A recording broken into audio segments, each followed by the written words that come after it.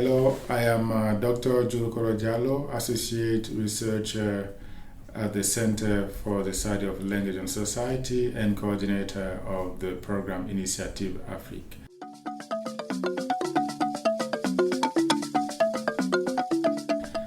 We welcome you to our next postcard on African scientists at the University of Bern. Today we have with us Mr. Frank Mintah. Welcome, Frank. Thank you very much.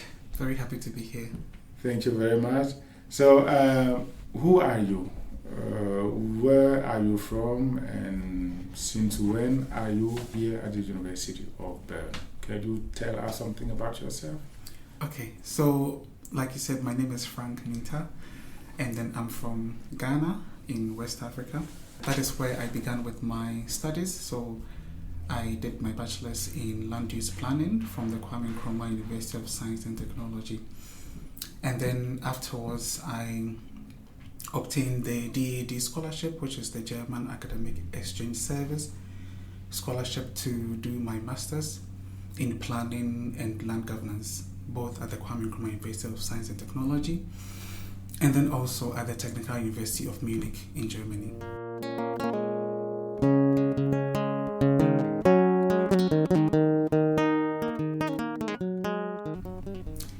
Then afterwards, I served as a research assistant at the university, that's Kwame Nkrumah University of Science and Technology, and I find myself here doing my PhD at the University of Bern.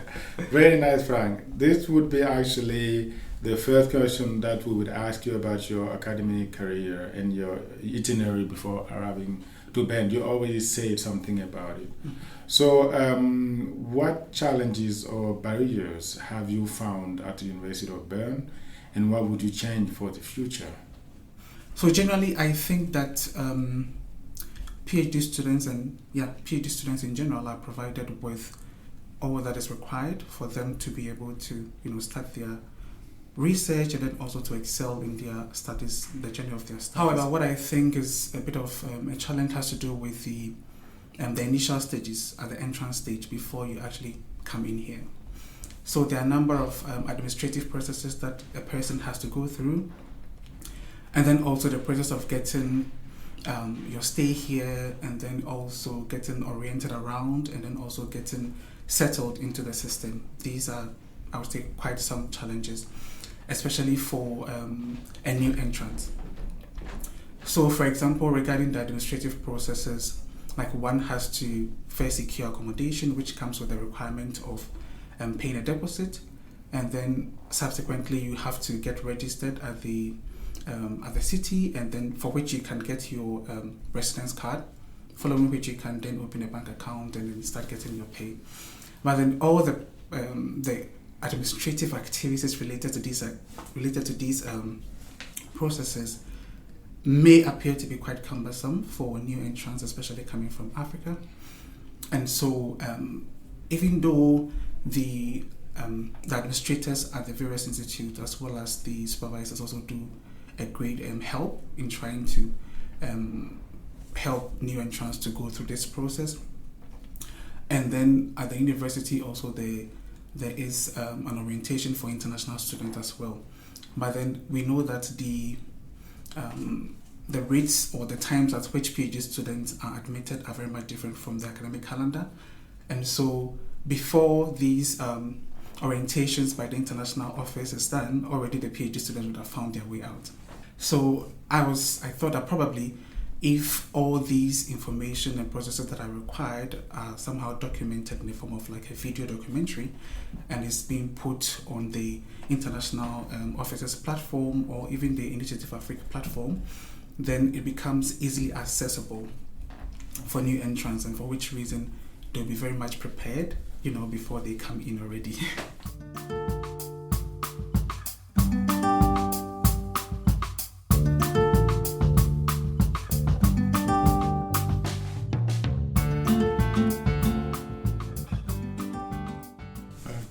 Thank you very much. And you as an African scientist here at the University of Bern, so what do you think, what is your role? Thank you very much. Yes, I think my role as an African scientist here is very important, and then I have to contribute towards knowledge development, through research in areas that are very much relevant for African development, and then also to the world at large. So currently I am working on the Sustained Forest Project, which looks at socio-ecological systems and how they are changing through various drivers, be it institutional, be it social, be it political or economic. And then I get to understand that these drivers that are, driving the change in socio-ecological systems of forest, the drivers are both local and then also proximate factors. But then the issue is, how do we better understand these changes that are happening in forest socio-ecological systems, also as related to other resources like cocoa, like land, and all other mineral resources that Africa has? How do we understand well these changes, and how do we develop appropriate pathways towards sustainability? And I think that this is where, like, my role as an African scientist here comes into, to bring to fore these dimensions that are influencing changes in the socio-ecological systems about resources and how that affect development in Africa, making this known through my publications. And not only that, through also, attending conferences, meetings and seminars where African issues are discussed, so that in that way my research could inform research agendas that are being developed, or even policy agendas that are being developed in such meetings.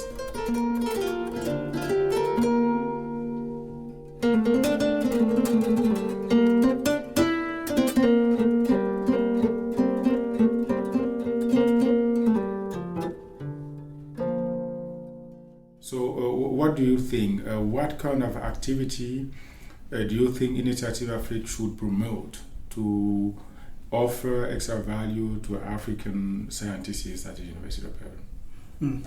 Thank you very much for that question also. So I would speak specifically, for African students that are here, that are doing their research. And one of the areas which I think could help has to do with looking beyond after school. What would give African students the leverage after school? So if I talk about this, I mean thinking about career orientation programs, also thinking about capacity and skills development. And I know that there are already opportunities for career and skills development.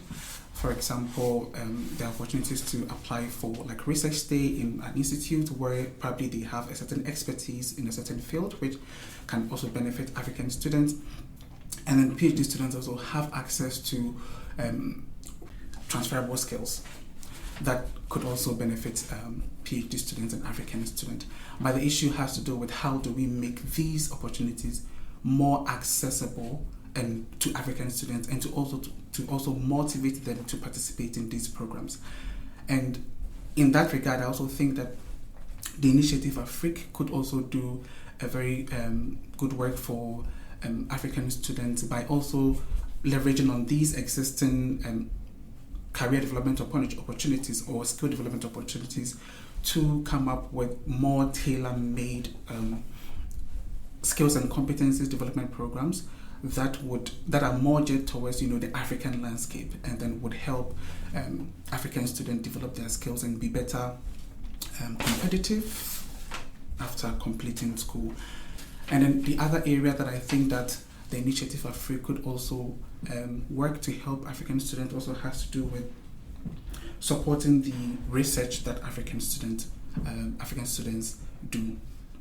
And with this, I mean, most of the time, you are here as a PhD student, and then your work is to do your research, and then at the end of the day, your output is to produce a paper which is published.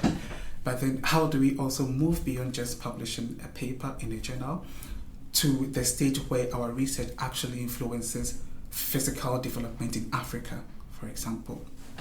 And so I think that the Initiative Afrique could also help in supporting the research that students do in terms of supporting knowledge dissemination so that if I have done a research regarding forest socio-ecological systems, how we can, the sustainable pathways of maintaining forests for the future and for also livelihoods, and it is published, how do you support me, for example, in going back and disseminating this knowledge that have been generated with the communities, and then also like setting up a stage for policy development,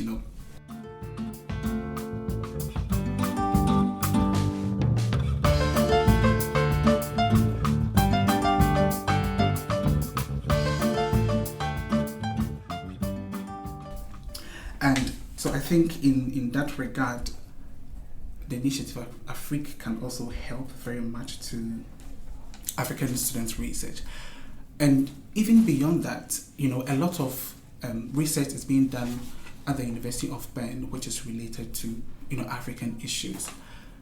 But then again, how do this research, feed into, for example, curriculum development in Africa? So not only looking at the social development dimension that our research could contribute to Africa, but then also academically, how do our research inform curriculum development in Africa? Because we are producing a lot of knowledge which could influence how, the knowledge that is being taught in schools. So if I have, for example, my research has to do with forest and forest governance and forest socio-ecological sustainability. So my research could also inform a certain course that is being taught at the university level, or a certain course that is even being taught at the primary school, for example, on how to maintain environmental sustainability, planting of trees, how does it, what's the importance of it, or what could it contribute to, the lives of the students and all that. So thinking about how Initiative Afrique could support our research beyond just publication, but then also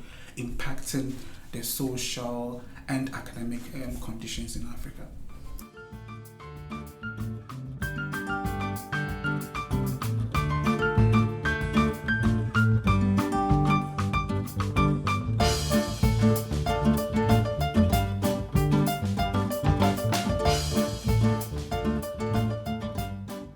Thank you very much. You really spoke about a whole range of different activities, from career, like supporting career, tailor-made activities for career development, to dissemination of research, and other points that would be mentioned later during the different activities of Initiative Afrique.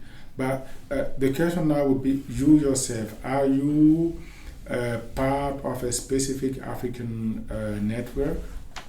And if so, how do you think this network could be integrated into the context of Initiative Afrique and the University of Bern?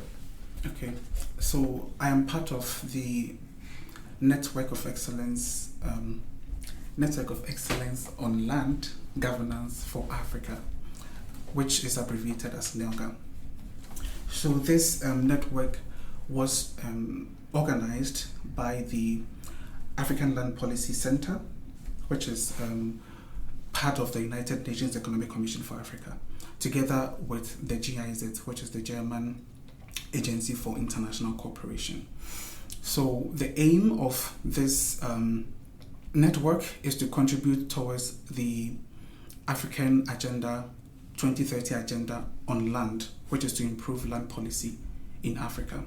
And the network has the goal of contributing to the quantity and quality of curriculum that is related to land development and land policy, and then also contributing to the education and training of land-related professionals, and also facilitating knowledge exchange between science and policy practitioners towards developing new land policies. The network also has a repository for collecting all forms of knowledge that are developed both through research and then also through the network between science and policy practitioners, so that these collected knowledge forms could influence policy development at the bigger level. In the same way, I think that this presents more like a model that the Initiative Afrique could also do by trying to identify a niche where they can actually contribute towards development in Africa. So this network, for example, is contributing in the area of land governance. So the Initiative Afrique could also look at a niche where it is very important for African development. This could be towards youth development, towards ICT, information technology development, entrepreneurship, youth development. So the Initiative Afrique could identify such important areas and then try to see how the capacities from here could also be transferred, in developing such fields in Africa. And then the Initiative Afrique could also develop this kind of repository where all the knowledge that have been produced in terms of research, for example, can be put together, and at the end of the day, this can also influence policy in Africa.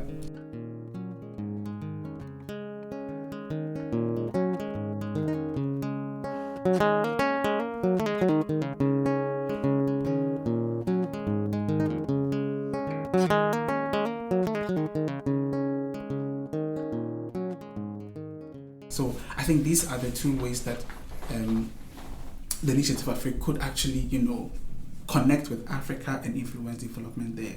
And in the same way, I know also over here that there are quite a number of research that are focused on commons governance, land development, geographic information system, which are also very much related to land. So the Initiative Afrique could also connect with the NELGA network in terms of information exchange and then learning from each other.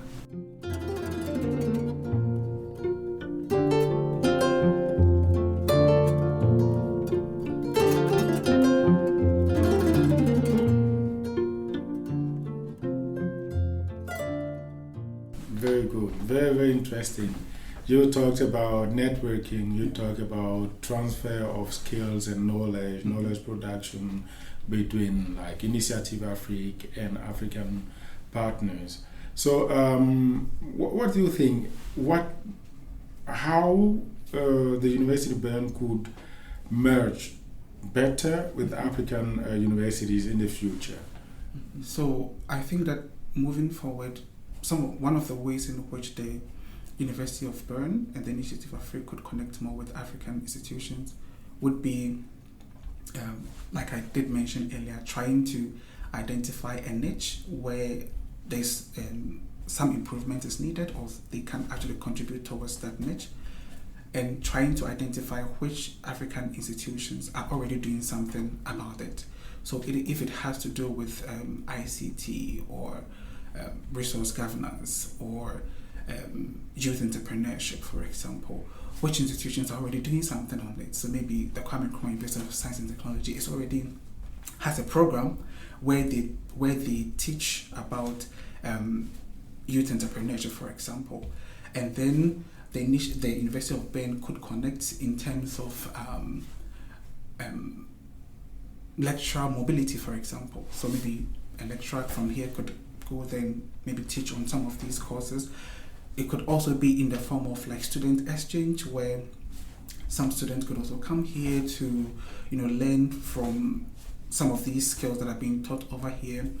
And then it can also even be through curriculum development. So the University of Bern, the Initiative Afrique, could also partner with an African institute and co-develop a curricula which would be contributed by both institutions, and all this could contribute towards development, like helping to improve knowledge, and then also the skills development of the youth in Africa.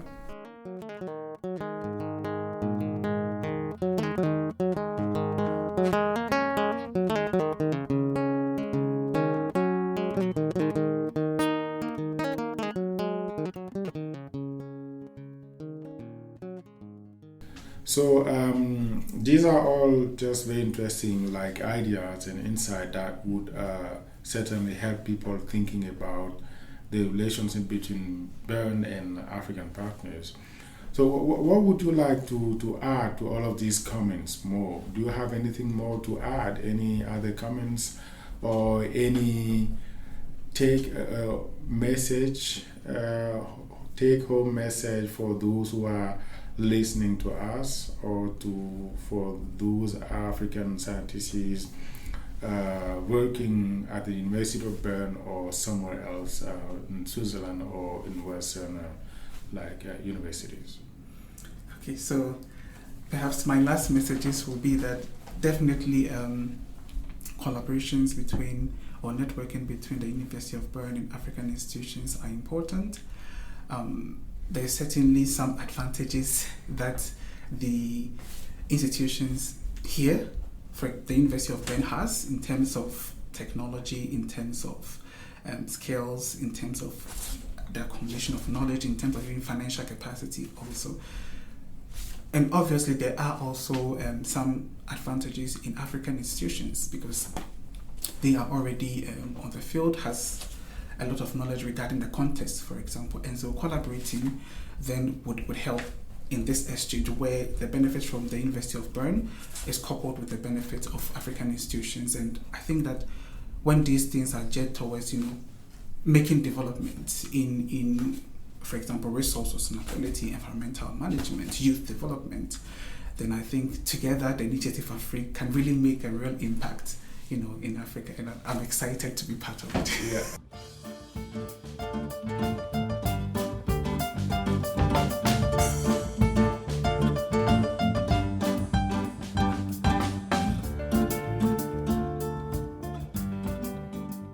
Very, very interesting. But let's come back to yourself again. Mm-hmm. So you talked about yourself at the beginning, so we'll close with some comments on yourself. Mm-hmm. So what have been difficulties, not only barriers, but on the private level? What did you miss the most from your country back home once here in Bern? I think that's a very interesting question. I think what I miss most has to do with my own family, because usually on Sundays we have food together, dinner together, and then we talk together, we do a lot of exchange, we laugh about certain issues that happen within the week, and everybody's reporting what happened to them and all that. But of course, I do not have that now. I have that on phone anyway. But of course, the physical interaction is maybe something that I miss, Apart from that, I think everything is going well. Thank you, Frank. So thank you very much, and you will hear from us very soon. Have a nice day. Thank you.